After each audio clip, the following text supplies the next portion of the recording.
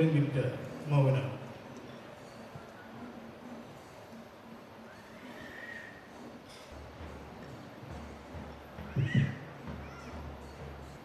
ഇതിനോടകം ഉദ്ഘാടനം ചെയ്യുകയാണ്. ഇന്നിവിടെ തെളിയിക്കുക ചരിത്രപരമായ എല്ലാ മേഖലകളിലും ചെറുതും വലുതുമായ കഴിഞ്ഞ 9 വർഷത്തിനുള്ളിൽ കോട്ടയം ജില്ല കൈവരിച്ചിട്ട് ഈ 4ാം വാർഷിക സമ്മേളനം എന്ന് പറഞ്ഞുകൊണ്ട് പ്രദർശനത്തിലുള്ള മേളയെ ഈ ഉദ്ഘാടനം ചെയ്യുന്ന നടത്തുന്ന കോട്ടയം ജില്ലയുടെ എത്തിച്ചേർന്നിരിക്കുന്ന അഡ്വക്കേറ്റ് ജോ മൈക്കിൾ, അഡ്വക്കേറ്റ് ചാണ്ടി ഉമ്മൻ എന്നിവ, ശ്രീ നാട്ടകം സുരേഷ്, ശ്രീ അസീസ് മെഡായി, അദ്ദേഹത്തെയും ഹാർദവമായി സ്വാഗതം ചെയ്യുന്നു. മാത്രമല്ല അങ്ങനെ സമസ്ത മേഖലകളിൽ ഉണ്ടാക്കിയൊരു മാറ്റം അത് ഈ ഗവൺമെൻറ്റിൻ്റെ പ്രവർത്തന നിരതമായ കാഴ്ചപ്പാടാണ്. നാളെ എന്തായിരിക്കണം കേരളം എന്നുള്ള ബൃഹത്തായ കാഴ്ചപ്പാടിൻ്റെ ഭാഗമായിട്ടാണ് സംസ്ഥാന ഗവൺമെൻറ് പ്രവർത്തിക്കുന്നതെന്നുള്ളത്. അത്ര ദീർഘവീക്ഷണത്തോടെയുള്ള അവിടെയാണ് ഗവൺമെൻറ് തിരിച്ചറിയുന്നത്.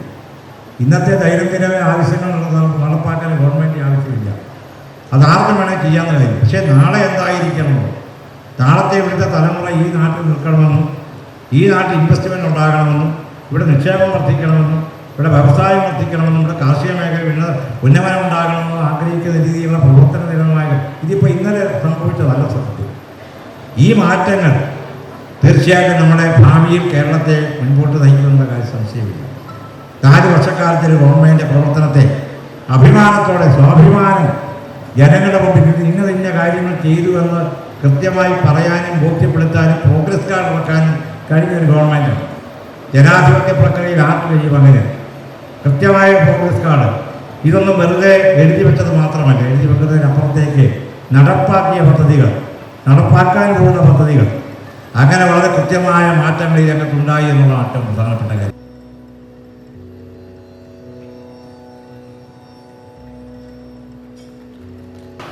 നമ്മുടെ സംസ്ഥാനത്ത് വിവിധ മേഖലകളിൽ കൂടി വികസനവുമായി ബന്ധപ്പെട്ട് നമ്മൾ പരിശോധിക്കുന്നു.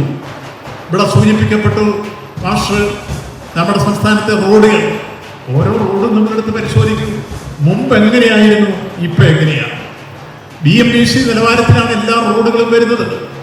ഈ ജില്ലയിലെ കണക്കിയങ്ങൾ എടുത്ത് പരിശോധിക്കുമ്പോൾ കിഫ്ബി മാത്രം കോട്ടയം ജില്ലയിൽ 2780 കോടി രൂപ പൊതുമരാമത്തിന് വേണ്ടി അനുവദിച്ചിരിക്കുന്നു. കിഫ്ബി ഒരു കാലഘട്ടത്തിൽ നമ്മുടെ മലയോര ഹൈവേയും തീരദേശ ഹൈവേയും പയലുമടക്കി കൂട്ടിക്കെട്ടിപ്പോയതാണ്.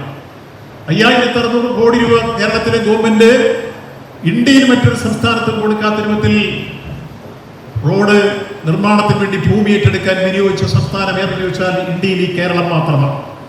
അങ്ങനെ വിനിയോഗിച്ചാണ് ഇപ്പോൾ തീരദേശ ഹൈവേ 616 കിലോമീറ്റർ അങ്ങ് കാസർഗോഡ് മുതൽ തിരുവനന്തപുരം വരെയുള്ള മേഖല എത്രയോ പ്രദേശം മനോഹരമായി തീർന്നു കഴിഞ്ഞിരിക്കുന്നു. ആ തീർന്നു കഴിഞ്ഞ് ചിലതൊക്കെ തുറന്നു വരും. 2025 ഡിസംബർ എത്തുമ്പോഴേക്ക് ആ തീരദേശ ഹൈവേ പൂർണ്ണമായി ഉദ്ഘാടനം ചെയ്യാൻ കേരളത്തെ ലോകത്തിന്റെ നെറുകയിലേക്ക് എത്തുന്ന ചരിത്ര നിമിഷത്തിനാണ് ഈ കേരളം മെയ് 2 സാക്ഷ്യം വഹിക്കാൻ പോകുന്നത്. അത്തരമൊരു തുറമുഖം, അതിനേക്കാൾ വലിയ തുറമുഖം നമുക്കുണ്ടായി കിട്ടുമ്പോൾ ആ തുറമുഖത്തിന്റെ അനന്ത സാധ്യതകൾ വന്നാൽ പ്രതിവർഷം നമുക്ക് 30 ലക്ഷം കണ്ടെയ്നർ കൈകാര്യം ചെയ്യാൻ ആത്യന്തിക ലക്ഷ്യം കവിയാൻ പോവുകയാണ്. ഇപ്പൊ 10 ലക്ഷമാണ് പറയുക. ഫസ്റ്റ് ഫേസിൽ നമ്മൾ നിർദ്ദേശിച്ചതെങ്കിൽ 2-3 ഘട്ടങ്ങൾ കൂടി കഴിയുമ്പോഴേക്ക് ഏതാണ്ട് 2000 മീറ്റർ നിർത്തും, ഏതാണ്ട് 3900 മീറ്റർ ബ്രേക്ക് വാട്ടറും കൂടി വന്നു കഴിയുമ്പോഴേക്ക് അതിൻ്റെ അടുത്ത ഘട്ടം പൂർത്തീകരിക്കുകയാണ്. അതെല്ലാം ചേർന്ന് വരുന്ന അടുത്ത 2-3-4 ഘട്ടങ്ങൾ കൂടി കഴിയുമ്പോൾ പ്രതിപക്ഷം 30 ലക്ഷം കണ്ടെയ്നർ കൈകാര്യം ചെയ്യുന്ന നദിയം വിഴിഞ്ഞം തുറമുഖം മാറുമ്പോൾ ലോകം വന്ന് കറങ്ങുന്നത് വിഴിഞ്ഞത്ത് നിന്നാണ്. ഒന്ന് കോട്ടയം മെഡിക്കൽ കോളേജ്, ഏതാണ്ട് 884 കോടി രൂപ 3 ഘട്ടങ്ങളിലായി കിഫ്ബി പ്രോജക്റ്റിൽ മുടക്കി സർജിക്കൽ ബ്ലോക്ക് 400 കിടക്കകളും 16 ഓപ്പറേഷൻ തിയേറ്ററുകളുമായി അടുത്ത മാസം ഉദ്ഘാടനം ചെയ്യാൻ പോകുന്നുവെന്ന് സന്തോഷ വാർത്ത അറിയിക്കുകയാണ്. രണ്ടാമത്തെ കാര്യം, കോട്ടയം മെഡിക്കൽ കോളേജിൽ സൂപ്പർ സ്പെഷ്യാലിറ്റി ക്ലിനിക്ക് ഏതാണ്ട് 360 ബെഡും 12 ഓപ്പറേഷൻ തിയേറ്ററുമായി ഓൺഗോയിങ് പ്രോജക്റ്റാണ് അടുത്ത ഡിസംബറോടുകൂടി തീരുന്നത്.